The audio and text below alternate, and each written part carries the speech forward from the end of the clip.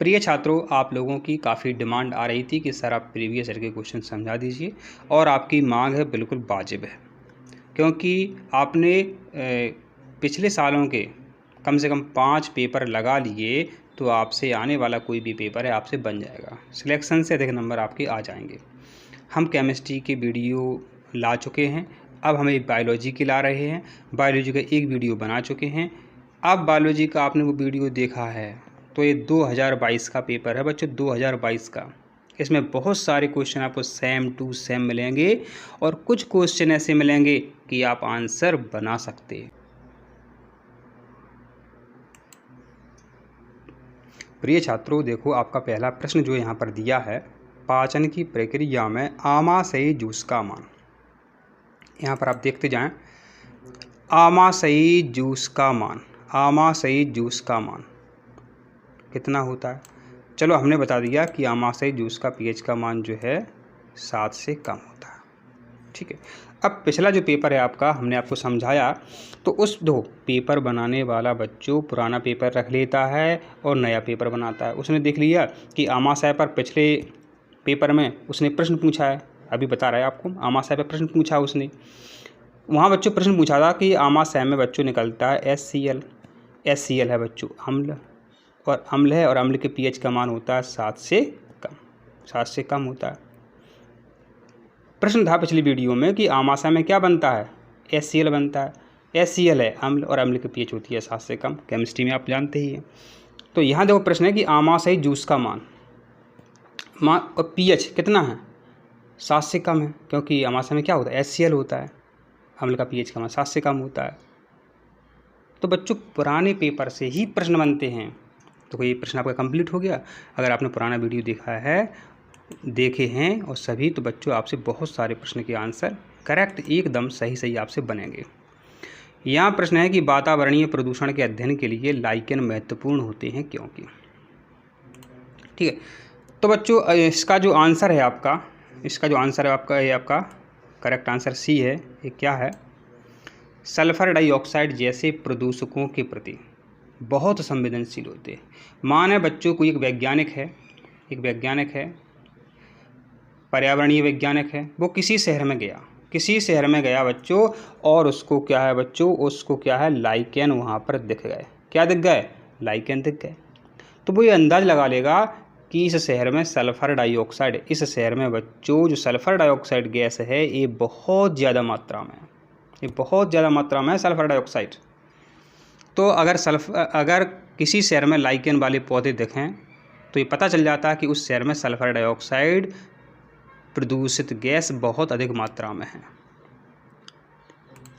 अब बच्चों देखो एक प्रश्न है, ये देखो पिछले परीक्षा में पूछा गया था, आप पुराना वीडियो देखें, सेम टू सेम वहाँ पर आपको मिल जाएगा।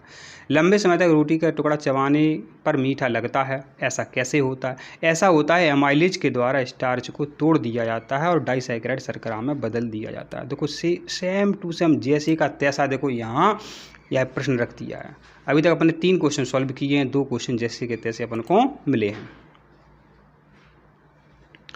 अब बच्चों आपका प्रश्न है, ये भी देखो बहुत सरल है, इसको हम ट्रक से समझा चुके हैं पहले आपको। ये प्रश्न क्या है, विद्युत आवेश की तंत्रिका में गति की दिशा क्या होती है। जो तंत्रिका तंत्र होता है उसमें एक कक्षा जो आपका 10वीं कक्षा 10वीं आपकी, वहाँ से जैसे का तैसा उठा लिया गया है प्रश्न आपका ये। हमने वहाँ पर बच्चों आपको एक ट्रिक्स बताई थी, जब वीडियो बनाया था हमने आपको एक ट्रिक्स बताई थी, डी को ए मिल गई, डी को ए मिल गई।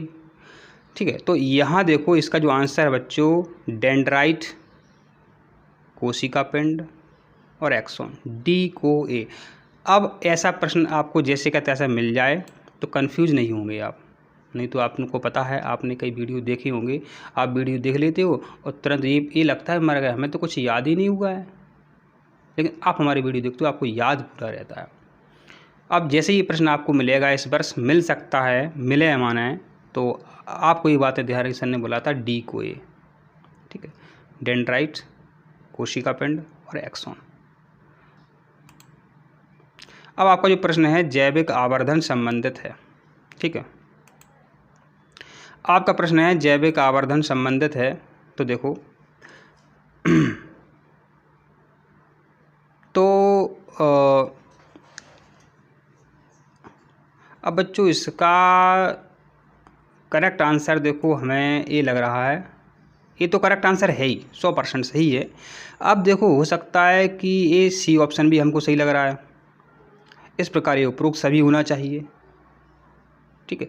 लेकिन प्रयोगशाला में फोटोग्राफी से जैविक आवर्धन का कोई संबंध नहीं है, एक समस्या यहाँ पर हो रही है। तो जीवों में कीटनाशकों की सांद्रता से, जीवों में रसायनों की सांद्रता से जैविक आवर्धन का संबंध है। अब कई छात्र बोल रहे हैं कि सर आप इंग्लिश मीडियम में नहीं बनाते हैं वीडियो, तो क्या करें? मतलब अगला वीडियो बना देंगे हम, लेकिन क्या है उस पर व्यू नहीं आते हैं। अगर व्यू आते, हम अगला वीडियो बनाएंगे इंग्लिश मीडियम का, उस पर व्यू अगर आते हैं, 200 भी व्यू आए तो हम इंग्लिश मीडियम की वीडियो आपके लिए लाएंगे। अब यह है जो देखो प्रश्न है, जैसे का तैसा पूछा गया है, बताओ क्या करोगे आप? जैसे का तैसा ही पूछा गया है। नीचे दिए गए चित्र में चिन्हित किए गए भागों को क्रमशः ए बी सी में चुनिए। ए क्या है देखो, ए बी, ए क्या है और सी ए क्या है, ये आपको बताना है। सबको पता है ये प्रांकुर होता है, यहाँ से नया पौधा बनता है। ए बीज में ये बीज पत्र होते हैं, ये मूलांकुर है। तो पहले देखो प्रांकुर है, फिर बीज पत्र है, फिर मूलांकुर है, क्रम से बताना था। और क्रम से क्या बताना था, ये देखो जैसे का तैसा पूछा गया। ये बच्चों जैसे का तैसा पूछा गया है आपसे, जैसे का तैसा पूछा गया।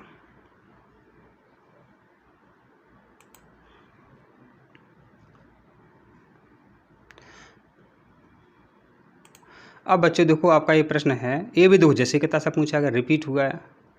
तो कितना सरल पेपर आपका आता है, लेकिन आपके बहुत कम नंबर आते हैं। बिल्कुल सही बात है, 50 नंबर पर सिलेक्शन हुआ कई छात्रों का। एक वयस्क व्यक्ति का सामान्य रक्तदाब होता है, माने एक जो स्वस्थ व्यक्ति है, ह्यूमन है, उसका नॉर्मल ब्लड प्रेशर कितना होता है, ये आपसे पूछा है। तो जो नॉर्मल ब्लड प्रेशर होता है 120/80 mmHg, माने 120 अधिकतम होता है, 80 कम से कम होता है, ठीक है। जो ब्लड प्रेशर नापने वाली मशीन होती है, उससे किसी व्यक्ति का बीपी नाप सकते हैं। ये हमारे पास रखी हुई है मशीन, कभी हम आपको दिखा देंगे इसको कैसे नापा जाता है। अब आपका प्रश्न है, ये भी देखो जैसे का तैसा पूछा गया है, जैसे का तैसा, हू बहू, सेम टू सेम पूछा गया। तो कितनी बार हम ये शब्द बोल रहे हैं, इतने क्वेश्चन रिपीट हो गए आपके। अगर आपने पुराना वीडियो देखा होता तो आपसे कितने सारे क्वेश्चन बन जाते। प्रश्न है, प्राकृतिक चयन द्वारा प्रजातियों के विकास का विचार किसने किया था? तो आपका आंसर है वैज्ञानिक हैं आपके डार्विन। अब पूछ सकते हैं लैमार्क के बारे में बता दो। तो उपार्जित लक्षणों की वंशागति, उपार्जित लक्षणों की वंशागति से संबंधित है लैमार्क, ध्यान रख लेना, यही करेंगे वो। और मेंडल को पता ही है आपका कि वंशागति के नियमों से संबंधित है मेंडल। तो आप देखते चल रहे हैं कितना सरल पेपर आपका आता है बच्चों, कितना सरल पेपर आपका आता है, ठीक है। अब जो आपका प्रश्न है आपका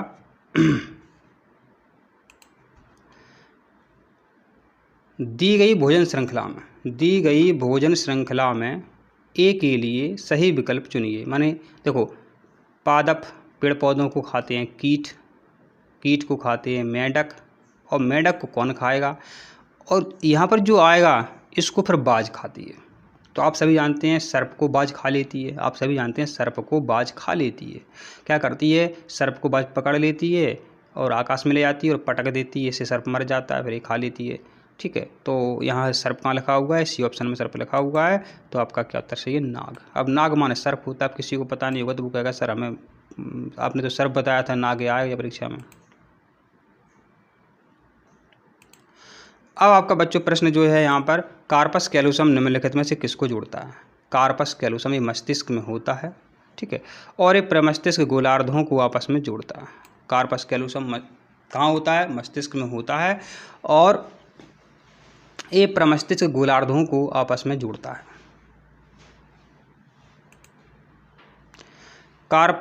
कार्पस कैलोसम कनेक्टेड सेरिब्रल हेमोस्फीयर, आपको पता है ये सेरिब्रल हेमोस्फीयर जो है, प्रमस्तिष्क जो है, ये विचारों का केंद्र है, ये विचारों का केंद्र। इस पर भी परीक्षा में प्रश्न बना सकता है आपसे। यह तस्वीर आपको बंदर की दिख रही है, उल्टा लटका हुआ है, केला खा रहा हुआ। अब केला जो उल्टा लटका हुआ तो पेट में केला ऐसे पहुंचेगा कि नहीं पहुंचेगा, वो आपको यहाँ देख करके बताना है। चारों ऑप्शन आपको पढ़ना है और फिर बताना है। तो भोजन पहुंच जाएगा, हाँ, क्योंकि भोजन नली की जो मांसपेशियां होती हैं वो खाने को पेट के अंदर की ओर ले जाने में मदद करेंगी। तो बिल्कुल ये करेक्ट आपका आंसर है। अब देखो आपका प्रश्न है बच्चों, एक प्रश्न देखो समझ के आपको सोचना है, नहीं तो पता है आप रट लोगे, वीडियो भी देखें लेकिन भूल जाते हो आप। ये आपको क्रम बताना है। जो ग्रंथियां हैं बच्चों, ये मनुष्य के मस्तिष्क से शुरू करना है। मस्तिष्क से माने सिर से अपन को नीचे की ओर आना है। तो मस्तिष्क में पता है आपको पीयूष ग्रंथि होती है। तो पहले पीयूष देख लो, इसमें पीयूष है, इसमें पीयूष है और इसमें पीयूष है। तो डी तो अपना बेस्ट, सी अपना गलत हो गया। अब देखते चलो या ए सही है, बी सही है या फिर डी सही है। अब पीयूष ग्रंथि के बाद अंडाशय और ये थायराइड। एक बात बताओ, थायराइड जो है कहाँ होती है? गले में होती है। थायराइड कहाँ होती है? गले में होती है। तो पीयूष के बाद थायराइड आना चाहिए। पीयूष के बाद थायराइड किस में आ रहा है? देखो ए आ रहा है यहाँ पर डी ऑप्शन में। पीयूष के बाद थायराइड और थायराइड के बाद एड्रिनल माने किडनी, और किडनी से नीचे होते हैं बच्चों अंडाशय महिलाओं में। तो सबसे ऊपर पीयूष ग्रंथि होती है मस्तिष्क में, थायराइड ग्रंथि गले में होती है और एड्रिनल ग्रंथि कमर में होती है और कमर से थोड़ा नीचे अंडाशय होती हैं दो महिलाओं में जो कि अंडाशय बनाते हैं। ठीक है, तो ये आपका डी ऑप्शन करेक्ट है। अब यहाँ देखो ये प्रदर्शित कोशिका निम्नलिखित में से किससे प्राप्त हो सकती है? ठीक है, तो यहाँ पर अपन देख लो पहले ये क्या लिखा है, सेल मेम्ब्रेन लिखा है, सेल वॉल लिखी है। इंग्लिश मीडियम के छात्र भी कृपया ध्यान दें। यहाँ बच्चों ये सेल वॉल लिखी है, ये सेल मेम्ब्रेन लिखी है। अब बच्चों जो सेल वॉल होती है आप सभी को पता है, माने कोशिका भित्ति की बात हो रही है। तो कोशिका भित्ति बच्चों जो है जंतुओं में तो होती नहीं है, पेड़ पौधों में होती है कोशिका भित्ति। ठीक है, अब कोशिका भित्ति पेड़ पौधों में होती है तो ये तो गलत हो गया। जीव एक कवक के बीजाणु ये गलत हो गया, मेंढक जीव है तो ये भी गलत हो गया। अब बच्चा पौधे वाली बात, तो गाजर का जो टुकड़ा है बच्चों, जो गाजर का टुकड़ा है ये आपका करेक्ट आंसर है। इसलिए करेक्ट आंसर बता चुके हैं आपको कि जब वहाँ लिखा हुआ है एक सेल वॉल होती है तो सेल वॉल बच्चों पेड़ पौधों में ही होती है, कोई समस्या ही नहीं है। बच्चों आप वीडियो को लाइक ज़रूर कर दो। इसी तरह वीडियो देखने के लिए हम आपके लिए वीडियो, इसी तरह क्वेश्चन देखने के लिए वीडियो हम लाते रहेंगे और आप हमारा वीडियो देखेंगे तो सिलेक्शन की ओर आप अग्रसर रहेंगे, सिलेक्शन आपका हो जाएगा। ठीक है, यहाँ प्रश्न है, यदि एक लाल पुष्प वाले समयुग्मजी पौधे का क्रॉस एक सफ़ेद पुष्प वाले समयुग्मजी पौधे से कराते हैं तो उत्पन्न संतति कैसी होती है? यहाँ पर ध्यान देना, जो लाल रंग होता है बच्चों ये प्रभावी होता है। ठीक है, ये प्रभावी होता है, डोमिनेंट होता है। ठीक है, डोमिनेंट होता है तो पूरी संतानें जो हैं लाल पुष्प वाली बनेंगी, पूरी संतानें जो है लाल पुष्प वाली बनेंगी, ये डोमिनेंट होता है लाल। अब बच्चों यहाँ पर जो प्रश्न है देखो, एक पोषण स्तर से दूसरे पोषण स्तर में ऊर्जा का स्थानांतरण ऊष्मागतिकी के दूसरे नियम से होता है। शाकाहारी से मांसाहारी में ऊर्जा स्थानांतरण की जो दक्षता होती है वो कितने % होती है? तो बच्चों सिर्फ 10% ऊर्जा ही दूसरे जीव में पहुँचती है। एक जीव को दूसरे जीव ने खा लिया, ठीक है, तो दूसरे जीव को ऊर्जा कितनी मिली उस भोजन से? सिर्फ 10%। यानी एक जीव से दूसरे जीव में ऊर्जा जो जाती है वो सिर्फ 10% जाती है। अब देखो ये प्रश्न देखो जो है, अब इसका आंसर कैसे लगाना है आपको? ऐसा का आंसर आपको कैसे लगाना है? सोच के लगाना है, कैसे लगाना है? देखो यहाँ पर बच्चों सबको पता है जो एथिलीन होती है ये फलों को पकाने के काम में आती है। माने चौथा आपका ऑप्शन है ए से मिलान खाएगा आपका। ठीक है, फलों को पकाने में एथिलीन काम में आती है। अब यहाँ देखो बच्चों ये लिखा है जिबरेलिन माने बौनापन, जिबरेलिन बौनापन दूर करता है। जिबरेलिन बौनापन, जिबरेलिन बौनापन, जिबरेलिन से बौनापन दूर होता है। माने तो बौनापन कहाँ लिखा है? सी ऑप्शन में। माने चौथे से मिलाना है ए और दूसरे से मिलाना है सी, चौथे से सी और दूसरे से ए। तो अब यहाँ देख लेते अपन, चौथे से ए मिलाना है, ठीक है, और अपन को फिर क्या देखा था अपन ने, दूसरे से मिलाना है सी। तो ये देखो दूसरे से सी कहाँ मिला है? ए मिला है। देखो अब एक समस्या और आ गई, यहाँ भी देखो पहले ऑप्शन में भी सी मिला हुआ है, तो अपन को एक ऑप्शन और देखना पड़ेगा कहीं ना कहीं समझ के। ऑक्सिन जो है बच्चों, ऑक्सिन जो है, जिबरेलिन जो हो गया, साइटोकाइनिन, ये धान का जो फुलिस रोग होता है। तो तीसरे का डी कहाँ मिल रहा है? तीसरे का डी मिल रहा है यहाँ पे, ठीक है, तीसरे का डी यहाँ मिल रहा है। आप एक क्वेश्चन आप कॉपी में लिख लें तब समझ में आएगा आपको, इसको रट लो, वेरी इंपॉर्टेंट है, इस बार आ सकता है, इस बार आ सकता है। नहीं कहोगे सर आपने बताया नहीं कि इम्पोर्टेंट था ये, ठीक है।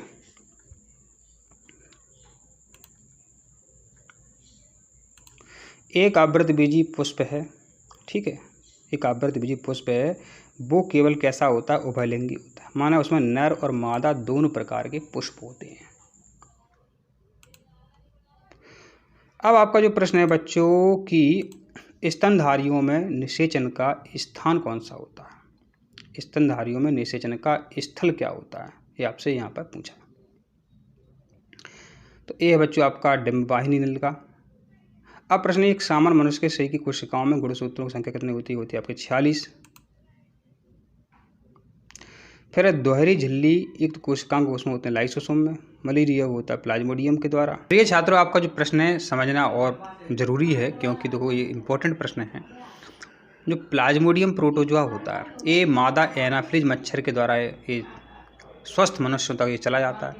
तो प्लाज्मोडियम को कौन ले जाता है? मादा एनाफिलीज मच्छर। इसलिए प्रश्न आता है कि मलेरिया रोग कौन फैलाता है? मादा एनाफिलीज मच्छर फैलाता है, ठीक है। अब बच्चों जो है विषाणु के द्वारा होने वाले रोग, वायरस के द्वारा होने वाले रोग याद कर लो। एंटमीबा से क्या होता है बच्चों? पैचिस नामक रोग हो जाता है, तो इसको भी याद कर लो। और सभी रोगों के लिए आप हमारी ट्रिक्स ज़रूर देखें, नहीं तो आप कहोगे सर आपने बताया नहीं। तो ट्रिक्स देखना बच्चों बहुत ज़रूरी है, वहाँ आपको सभी क्वेश्चन के आंसर अपन को मिल जाएंगे।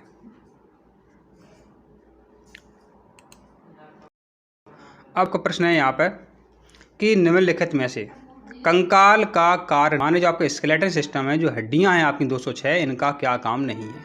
तो बच्चों इनका काम नहीं है अविषाक्तीकरण। अविषाक्तीकरण माने अपने शरीर के विष को बाहर निकालना। तो अपने शरीर के विष को बाहर निकालने का काम करता है बच्चों लिवर। लिवर माने यकृत या कहें जिगर।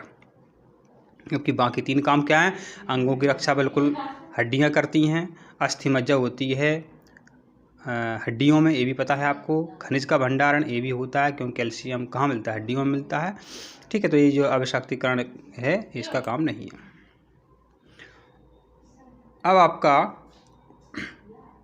नेक्स्ट प्रश्न है, अच्छा प्रश्न है, इंपॉर्टेंट प्रश्न है। विटामिन सी की कमी से होने वाला रोग कौन सा है? तो विटामिन सी की कमी से बच्चों होता है स्कर्वी नामक रोग, ठीक है। तो ये मसूड़ों से खून आने लगता है। विटामिन सी बच्चों आपको खट्टे फलों में मिलता है, तो ध्यान रखें विटामिन सी आप लिया करें, सेवन किया करें। अब बच्चों आपका जो प्रश्न है इसको भी अपन देख लेते हैं, इंपॉर्टेंट प्रश्न है। ABO रक्त समूह प्रणाली के आधार पर O रक्त समूह वाला व्यक्ति रक्तदान कर सकता है। किसको कर सकता है? AB को भी दे सकता है, AB को, O को, माने O जो रक्त समूह बच्चों इसको बोलते हैं सर्वदाता, माने सबको ये दान कर सकता है। तो O रक्त समूह को बोलते हैं सर्वदाता रक्त समूह। और सबका रक्त ले सकता है AB। जो AB वाला व्यक्ति जो कोई है, इसका एक्सीडेंट हो जाए और बता दे डॉक्टर को हमारा AB रक्त समूह है, तो कोई भी बोतल हो किसी भी समूह की हो, इसको चढ़ा सकता है डॉक्टर, ठीक है। AB रक्त समूह वाले व्यक्ति जो है सर्वग्राही होता है। तो इस तरीके के सरल प्रश्न आपसे पूछे जाते हैं बच्चों। अब देखो ये प्रश्न है, कोई पूछने वाली बात है? इतना सरल प्रश्न पूछना चाहिए, बताओ। प्रश्न है, आप कहोगे सर ये तो बहुत कठिन है। अभी देखते हैं कठिन कहाँ से है। समवृत्ति, सम माने समान, वृत्ति माने कार्य, माने समान कार्य। अब समान कार्य देखो बच्चों, ये नंबर वाले ऑप्शन में लिखा है समान कार्य एवं भिन्न उत्पत्ति वाले अंग जो हैं समवृत्ति अंग कहलाते हैं। तो देखो इतना सरल पूछते हैं, अब क्या बताएं, समझ में नहीं आई, बहुत सरल प्रश्न पूछते हैं आपसे वो। अब आपका जो प्रश्न है इसको कैसे अपन हल करेंगे, देखो तो सबसे सरल उपाय देखो बच्चों ये है कि इसको यहाँ पर अब मिलाओ, जो आपको आता है आंसर वो आपको पहले मिलाओ। जैसे कि मनुष्य हैं, मनुष्य में बच्चों पल्मोनरी धमनी होती है, पल्मोनरी शिराएँ होती हैं, ये आपको पता है, तो इसको आप मिला सकते हैं। अब कीट होते हैं, एक ट्रैकिया के द्वारा सांस लेते हैं, तो ये अपना यहाँ पे अपना मिला सकते हैं।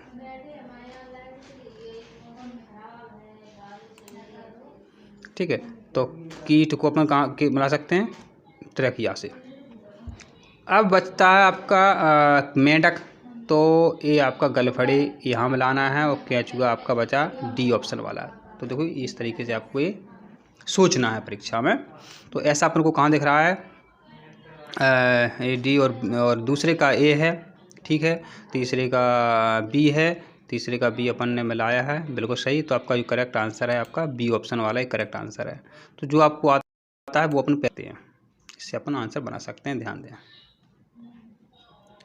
अब ये जो प्रश्न है देखो बहुत सरल है, इसको सोचना है भरा, बस आपको कुछ नहीं करना है, आपको दिमाग से सोचना है, सोचना भरा है दिमाग से, अपन को उत्तर आ जाएगा। कैसे?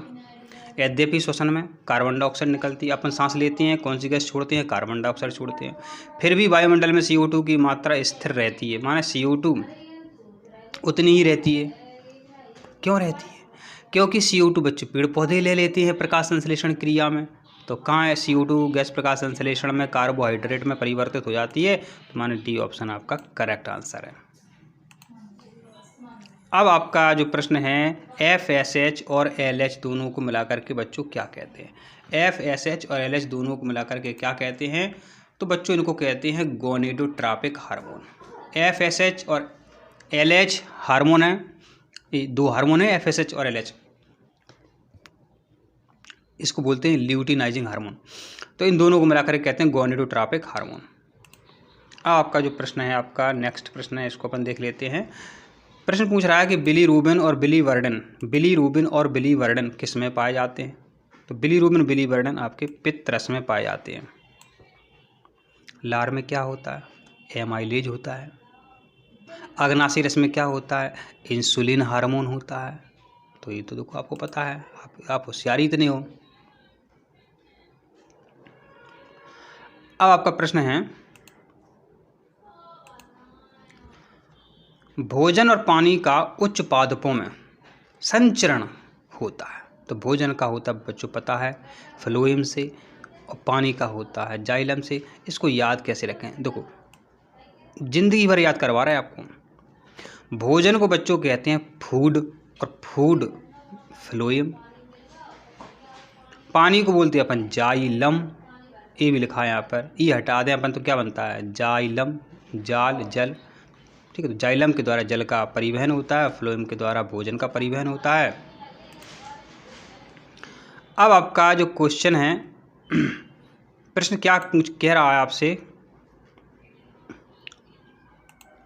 कार्बोहाइड्रेट, प्रोटीन और वसा, लिपिड माने वसा, कार्बोहाइड्रेट, प्रोटीन, लिपिड का संपूर्ण पाचन कहाँ होता है? तो इन सभी का संपूर्ण पाचन होता है बच्चों छोटी आंत में। कहाँ होता है? छोटी आंत में कार्बोहाइड्रेट, वसा, प्रोटीन का पूर्ण पाचन हो जाता है।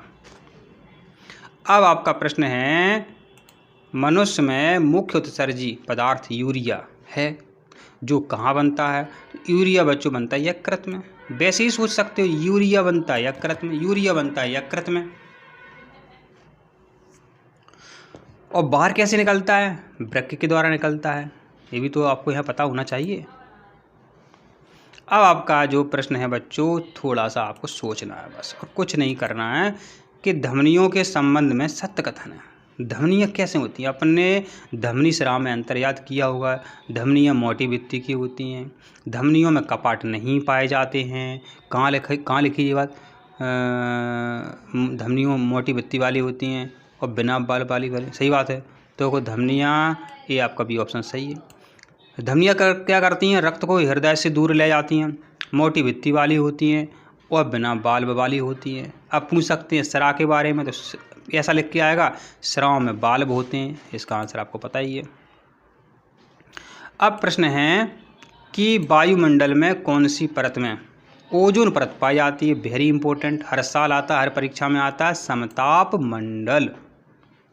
अभी प्रश्न क्या है? मनुष्य के मूत्र का pH का मान होता है।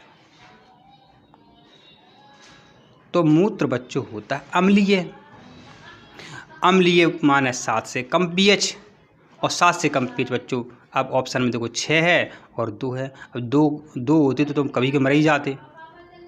ठीक है, तो कितनी पीएच होती है बच्चों? 6। अब देखो ये प्रश्न पुराने पेपर से आया है और आए थे, बोल नहीं पाए हम। मेंडल का दूसरा नियम जो बच्चों कैसे संबंधित है? तो ये पृथक्करण के नियम से संबंधित है दूसरा नियम। अब बच्चों प्रश्न है कि निम्नलिखित में से किसमें एंटीरोकाइनेज उपस्थित होता है? तो एंटीरोकाइनेज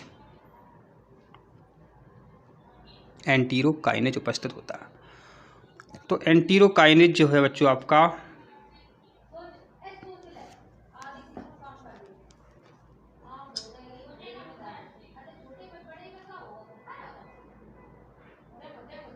एंटीरोकाइनेज उपस्थित होता है।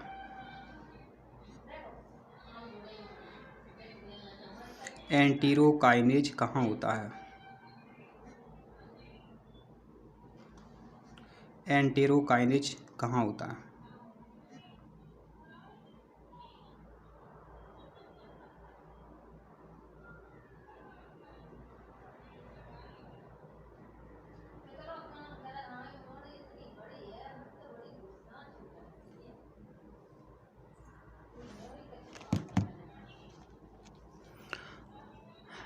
आपका बच्चों जो प्रश्न है कि एंटीरोकाइनेज कहाँ उपस्थित होता है, तो एंटीरोकाइनेज जो है बच्चों आपका ये आंत्र रस में होता है। कहाँ होता है एंटीरोकाइनेज? आंत्र रस में। पित्तरस में क्या होता है? बिलीरुबिन और बिलीवर्डिन। अग्नाशय रस में क्या होता है? इंसुलिन हार्मोन होता है। अब बच्चों आपका प्रश्न है, इसको सोचना है बस। कैसे? कि कौन सा शारीरिक द्रव्य रंगहीन होता है? तो सबको पता है कि लसिका रंगहीन होती है। प्लाज्मा जो है कोशिकाओं में होता है कितना, वो रक्त में होता है प्लाज्मा 55%, ये भी रंगहीन होता है। सेरेब्रोस्पाइनल द्रव्य रंगहीन होता है। तो आपका करेक्ट आंसर क्या है? उपरोक्त तो सभी।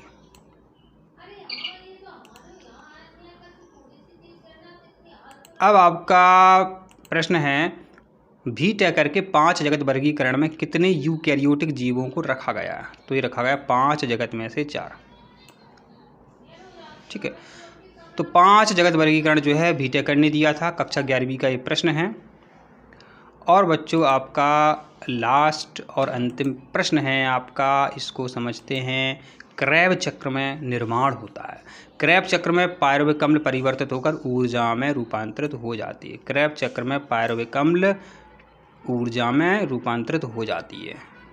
क्रैब चक्र जो होता है उसमें होता क्या? पायरुविक अम्ल ऊर्जा में रूपांतरित हो जाता है पायरुविक अम्ल। आशा करते हैं आपको वीडियो समझ में आया है, और वीडियो को लाइक कर दीजिए, चैनल को सब्सक्राइब कर दीजिए। धन्यवाद।